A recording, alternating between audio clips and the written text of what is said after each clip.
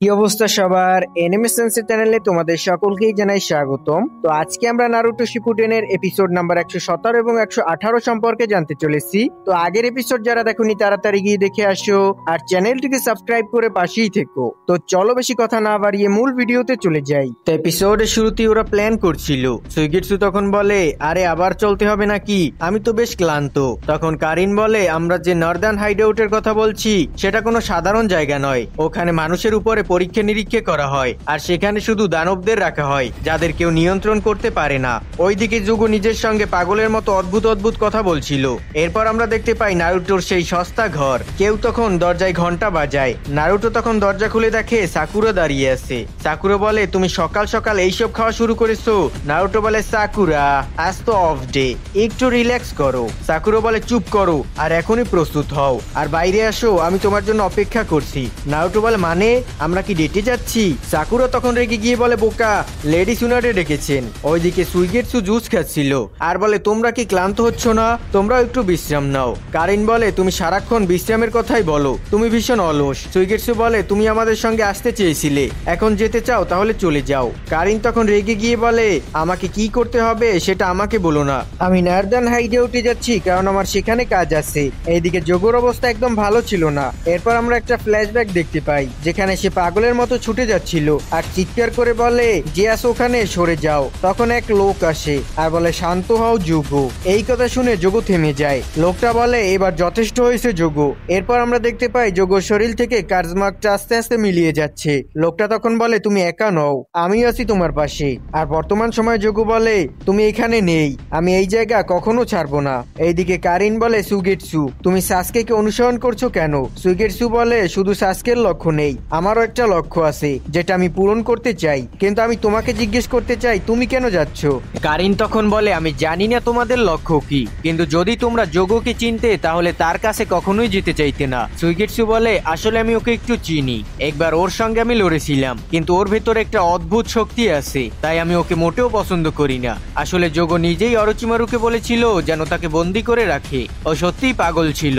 Karine তখন বলে, যতদূর আমি শুনেছি যখন ওর ভেতরে কিছু ট্রিগার হয় আর তখনই ও একদম উন্মাদ হয়ে যায় আর সবাইকে ধরে মেরে ফেলে। আর এই কারণেই অরোচিমারুর ওর শক্তিটা এত পছন্দ ছিল। ও যোগর শক্তি ব্যবহার করে একটা ওষুধ তৈরি করেছিল। তোমরা নিশ্চয়ই জানো আমি কোন শক্তির কথা বলছি, সেটা হলো কার্জমার। তারপর আমরা দেখতে পাই যোগো কাউকে মেরে ফেলছে আর বলে, এবার কাকে মারবো বলো বলো। আর তখনই তার কার্জমার পুরোপুরি অ্যাক্টিভেট হয়ে যায়। এইদিকে সুনাডে রেগে বলছিল, তুমি অনেক দেরি করে ফেলেছো। সাকুরা তখন ক্ষমা চেয়ে বলে, সরি। লেডি সুনাডে নারুটো খাচ্ছিল, ঠিক তখনই নারুটো আসে আর জিরায়াকে দেখে খুশিতে বলে, চিচুরে বাবা, আপনি ফিরে এসেছেন, কেন আমাকে আগে জানাননি? আমার অনেক কিছু বলার আছে আপনার সাথে। জিরায়া তখন হেসে বলে, হ্যাঁ আমি ফিরে এসেছি, তাহলে আমাকে একটু সামারিটা দিয়ে দাও। নারুটো তখন বলে, আমি ইতিমধ্যে গামাতাৎসুর সঙ্গে কোলাবরেশন নিনজুৎসু শিখে ফেলেছি। এটা শুনে জিরায়া খুব এক্সাইটেড আর খুশি হয়ে যায়। এরপর নারুটো বলে, চলো এখন রামেন খেতে যাই। কিন্তু সুনাডে আর সাকুরা দুজনেই তাকে ধরে আর ধোলাই করে দেয়, আই মিন অনেক পেটান পেটায়। ওইদিকে সুইগেটসু আবারও বলে, একটু বিশ্রাম নিয়ে নেই। কারিন তখন রেগে গিয়ে বলে, চুপ করো, তোমার তলোয়ারটা বেশি অনেক ভারী হয়ে গেছে। তখন সাসকে কিছু একটা দেখতে পায় আর কারিন জিজ্ঞেস করে, কি হয়েছে সাসকে? সাসকে বলে, ওখানে কোনো প্রহরী নেই কেন? সুইগেটসু তখন তাকিয়ে দেখে, তখন একজন আহত মানুষ দৌড়ে আসে আর মাটিতে পড়ে যায়। কারিন তখন ছুটে গিয়ে বলে, এখনো ও বেঁচে আছে। সাসকে তখন জিজ্ঞেস করে, ওখানে কি ঘটছে? লোকটা বলে, তুমি সাসকে উচিহা? যেদিন থেকে খবর এসেছে যে অরোচিমারু মারা গেছে সেদিন থেকে এই সব বন্দিরা পাগল হয়ে গেছে। এই কথা বলেই সেই লোকটা শেষ নিঃশ্বাস ত্যাগ করে। এরপর উপরে কেউ একজনকে দেখা যায়, একজন বন্দি, দেখতে হুবহু যোগোর মতো। সে বলে, আমি তোমাকে চিনি। সুইগেটসু বলে, এটা কি? কারিন বলে, এটা কার্জমার্কের দ্বিতীয় ধাপ। হঠাৎ সাসকে তার তলোয়ার বের করে তাকে মেরে ফেলে আর সে বলে, নর্দার্ন হাইডআউট বেশি দূরে নয়, চলো যোগোর সঙ্গে দেখা করি। এরপর সুইগেটসু তার সামনে গিয়ে জিজ্ঞেস করে, এটা কে ছিল? ওইদিকে যোগো নিজের মনে মনে বলে, যদি আমি কাউকে মারি তাহলে সেটা একজনই হবে, কিন্তু যেই হোক আমি তাকে মেরে ফেলবো। এদিকে কারিন বলে, সব ওয়ার্ডেন মারা গেছে, তো সব বন্দিরা পালিয়েও গেছে। সুইগেটসু বলে, তাহলে যোগোকে খুঁজে পাওয়া খুব কঠিন হয়ে যাবে। সাসকে বলে, কারিন তুমি কি যোগোর চাকরা অনুভব করতে পারছো? কারিন তখন পরীক্ষা করে বলে, না এখানে যোগো নেই। সুইগেটসু বলে, তাহলে ঠিক আছে, সবাইকে তাহলে শেষ করে ফেলি। কিন্তু সাসকে তাকে থামায় আর বলে, কাউকে মেরে ফেলো না। এরপর যোগো সবাইকে উড়োতে শুরু করে আর সাসকেও এক ঝটকায় সবাইকে বেহুশ করে দেয় আর অল্প সময়ের মধ্যেই পুরো জায়গাটা শান্ত হয়ে যায়। এরপর সাসকে ভিতরে ঢোকে। ঢোকে। কারিন তখন এসে বলে আমি চাবি খুঁজে পেয়েছি। এরপর সবাই রওনা দেয় যোগোকে খুঁজতে। সাসকে বলে কারিন যোগো কোথায়? কারিন বলে আমাকে আদেশ দেওয়া বন্ধ করবে। সুইগেটসু তখন বলে হো তুমি শান্তিতে কোনো কাজ করতে পারো না, তোমাকে যেটা বলা হয়েছে সেটা করো। কারিন তখন বলে এই দিকে। ওরা সবাই তখন সেই দিকেই যাচ্ছিল। হঠাৎ কারিন সাসকেকে থামিয়ে দেয় আর বলে যোগো এই দিকে আছে। সাসকে বলে তুমি মিথ্যে বললে কেন কারিন? কারিন বলে সুইগেটসু অনেক বকবক করে, তাই আমি ওকে চুপ করাতে চেয়েছিলাম। সাসকে তখন বলে আমার হাত ছাড়ো, আমি নিজেই যেতে পারি। এইদিকে সুইগেটসু হাঁটছিল আর হঠাৎ অনুভব করে যে কেউ পিছনে নেই। এরপর সে ঘুরে দেখে আর বলে ওই মেয়েটি। অপরদিকে যোগো বলছে যদি কেউ এই দরজা দিয়ে ঢোকে আমি তাকে মেরে ফেলবো। বাইরে সাসকে আর কারিন এসে পৌঁছায় তার দরজার সামনে। কারিন তখন দরজা খুলতে যাচ্ছিল, ভেতরে যোগো অনুভব করে কেউ আসছে।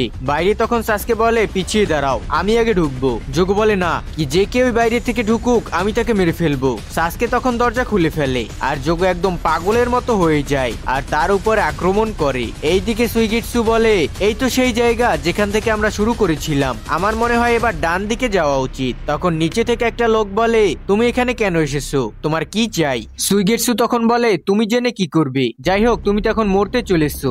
আমরা এখানে যোগোর জন্য এসেছি, তাকে আমরা আমাদের দলে নিতে চাই। লোকটা তখন বলে তোমরা জানো না তোমরা কত বড় ভুল করছো, তাকে বাইরে আনা যাবে না, সে নিজেকে নিয়ন্ত্রণ করতে পারে না। সুইগেটসু তখন বলে চিন্তা করো না, আমিই সামলে নেব।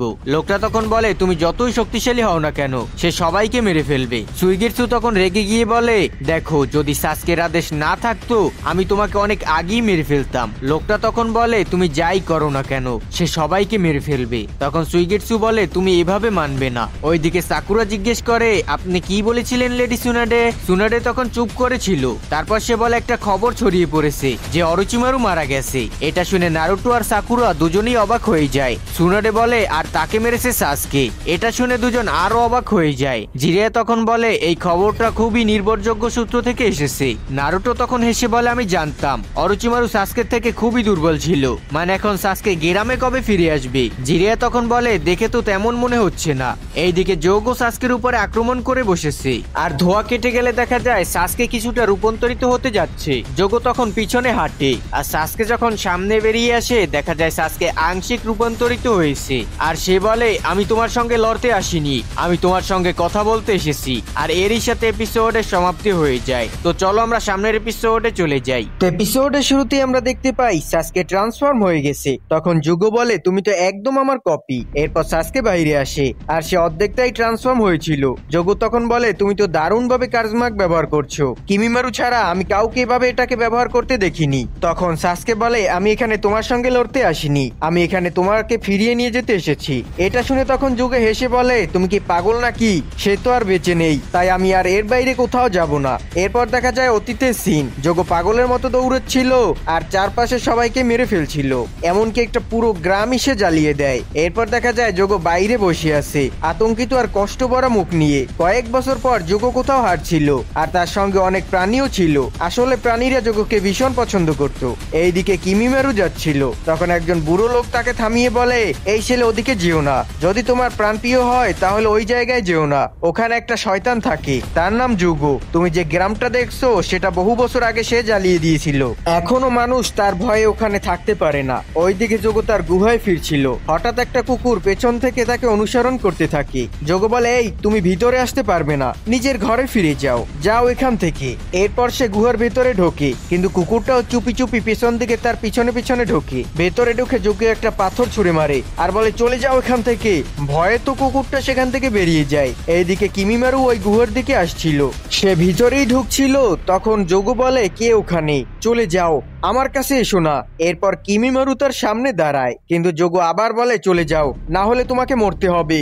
বর্তমান সময়ে ফিরে এসে সাসকে বলে আমি আবার বলছি আমি এখানে লড়াই করতে আসিনি, আমি তোমাকে এখান থেকে নিয়ে যেতে এসেছি। কিন্তু যোগো পাগলের মতো সাসকের উপর আক্রমণ করে। সাসকে তখন খুব সহজেই এটাকে ডস করে দেয়। এটা দেখে কারিন খুশি হয়ে বলে ওকে এখানেই শেষ করে দাও সাসকে। এরপর দেখা যায় সাসকে আর যোগো লড়াই করতে করতে বাইরে বেরিয়ে যায় আর চারপাশে কিছুটা ধ্বংস হয়ে গিয়েছিল।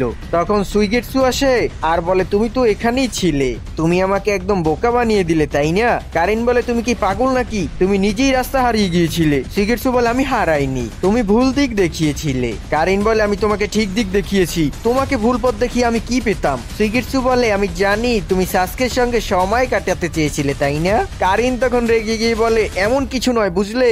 সুইগেটসু তখন বলে তাহলে এখানে কি হচ্ছে? কারিন বলে যোগো সাসকের উপরে হামলা করেছে, এখন দুজন লড়তে লড়তে বাইরে চলে গেছে। সুইগেটসু বলে ওয়েল সাসকে ওকে সামলাতে পারবে, কিন্তু যোগো আগের চেয়ে কি বেশি শক্তিশালী হয়ে গেছে? কারিন বলে হ্যাঁ মনে হচ্ছে তো তাই। সুইগেটসু বলে তুমি বলছিলে যোগো নিজে অরোচিমারুর কাছে এসেছিল, কিন্তু কেন? কারিন বলে হ্যাঁ সে এখানে এসেছিল সুস্থ হতে, সে শুধু নিজেকে নিয়ন্ত্রণ করতে চেয়েছিল যেন তার কাউকে না মারতে হয়। এইদিকে দেখা যায় যোগো এখনো সাসকের পিছু নিয়েছে। এরপর আমরা অতীতে দেখতে পাই যোগো কিমিমারুর উপরে আক্রমণ করে, কিন্তু কিমিমারু নিজের শরীর থেকে হাড় বের করে তাকে ব্লক করে দেয়। আর সে বলে তোমার শক্তি দেখে আমি সত্যি ইমপ্রেস, তুমি তো প্রায় আমাকে মেরেই ফেলেছিলে। যোগো বলে তুমি কে আর এখানে কেন এসেছো? কিমিমারু বলে আমার নাম কিমিমারু, আমি তোমাকে নিতে এসেছি, তুমি কি অরোচিমারুর দলে যোগ দিতে চাও? যোগো বলে ওই অরোচিমারুটা আবার কি? কিমিমারু বলে তোমার মতো আরো অনেকেই আছে, যদি তুমি তাদের সঙ্গে যোগ দিতে চাও তাহলে তোমাকে আর একা থাকতে হবে না। যোগো বলে আমি পারবো না, আমি নিজেকে নিয়ন্ত্রণ করতে পারি না, আমি আশেপাশে সবাইকে মেরে ফেলি। কিমিমারু বলে চিন্তা করো না, তুমি আমাকে মারতে পারবে না, যদি কখনো তুমি নিয়ন্ত্রণ হারাও তাহলে আমি তোমার ঢাল হয়ে যাব।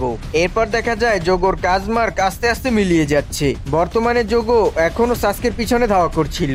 অতীতে তখন যোগো বলে তুমি এটা করতে পারবে? কিমিমারু বলে হ্যাঁ, আমি তোমার শরীরের এনজাইম গুলো নিজের শরীরে শোষণ করব, তাতে আমারও তোমার মতো কাজমার্ক হবে। যোগো বলে সবাই এই কাজমার্ক নিয়ন্ত্রণ করতে পারে না। কিমিমারু বলে হ্যাঁ আমি জানি, যদি আমি নিয়ন্ত্রণ করতে না পারি তাহলে আমি মারা যাব, কিন্তু চিন্তা করো না, তুমি আমার বেস্ট ফ্রেন্ড, আমি জানি তোমার শক্তি আমাকে প্রত্যাখ্যান করবে না। বর্তমানে যোগো বলে কিমিমারু তুমি এখনো বেঁচে নেই কেন? এরপর সে আবার সাসকের উপরে আক্রমণ করে, কিন্তু সুইগেটসু এসে সেই আক্রমণটাকে ঠেকিয়ে দেয়। তখন যোগো বলে এক মিনিট, তুমি আবার কে? সুইগেটসু বলে তুমি বেশ অদ্ভুত একটা টেকনিক ব্যবহার করছো। সাসকে তখন সুইগেটসুকে লড়াই করতে না বলে, কিন্তু সুইগেটসু বলে মনে হচ্ছে এই ব্যাপারটা গরম হতে চলেছে। যোগো তখন বলে কি সেই সাসকে? সুইগেটসু বলে ভূতেরা কথাই শোনে না, লাথি খেলে শোনে। এরপর দুজনে আবার লড়াই শুরু করে। কারিন বলে থেমো না, তোমরা দুজন একে অপরকে শেষ করে দাও। তখন সাসকে দুজনকে ধরে ফেলে আর বলে চুপ থাকো, না হলে এখানেই তোমাদের মেরে ফেলবো। এরপর সে তাদের ছেড়ে দেয়। সুইগেটসু তখন মনে মনে ভাবে ও তো সত্যি আমাকে মেরে ফেলতে চেয়েছিল।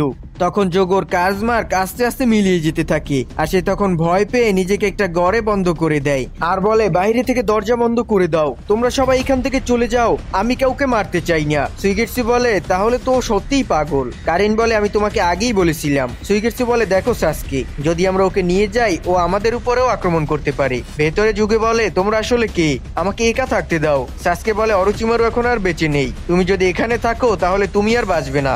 আমার কথা শোনো যোগো, তুমি যদি নিয়ন্ত্রণ হারাও তাহলে আমি তোমার ঢাল হয়ে যাব।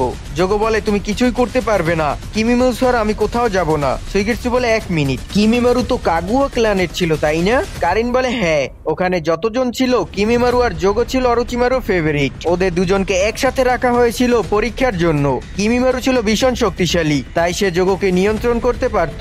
সুইগেটসু বলে কিন্তু শুনেছি সে তো মারা গেছে। সাসকে বলে যোগো তোমার জানা উচিত কিমিমারু আমার জন্য জীবন দিয়েছে। যোগো বলে এক মিনিট, তাহলে তুমি সাসকে উচিহা?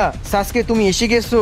এরপর দেখা যায় অতীতে যোগো বলে তুমি কোনো মিশনে যেতে পারবে না, তোমার শরীর ভালো নেই। যোগো বলে কিন্তু সাসকে উচিহা এখন আমার জায়গা নিতে যাচ্ছে, সে আমার চেয়েও বেশি শক্তিশালী, তাহলে আমি এখন যাই, পরে দেখা হবে। বর্তমানে দেখা যায় যোগো দরজা খুলে বেরিয়ে আসে।